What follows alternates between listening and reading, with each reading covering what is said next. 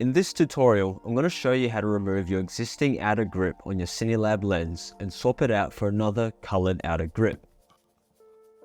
This tutorial applies for any CineLab lens that has this style of outer grip on it. So the main and only thing you really need is a small Phillips head screwdriver, ideally a PH00 or PH0, or really just any small Phillips head screwdriver that you may have laying around, like the ones you'd use to open up a battery compartment in something. Let's start by gently undoing the screws. Make sure to place them in a safe and secure place because you don't want to lose these. Next, take the mounting cap off like so, and just place that over to the side. And here we can see the outer grip itself.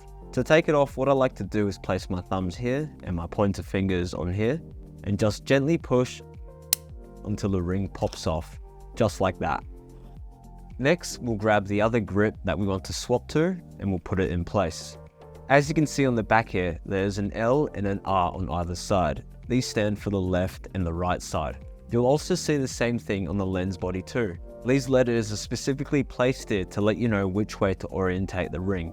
Now just gently snap it into place and make sure everything lines up flush. Now just go ahead and place the mount cap back on. And what we'll do now is carefully grab the first screw and screw it in halfway. Then repeat that for the second and the third screw. Once all the screws are in place, you can then go around and tighten each of them up individually. Keep in mind to go slow and gently so you don't ruin the screw heads. Just do these up until screws fit flush into the countersunk holes, just like that. It's important that these screws are done up correctly, otherwise it'll interfere when you're placing the lens back onto the camera. And now you've successfully swapped your outer grip on your CineLab lens. You can repeat the same process for any of the other coloured rings that you may have. If you've got any questions at all, feel free to send them either on Etsy, Instagram DM, or via our email. Thanks and happy shooting!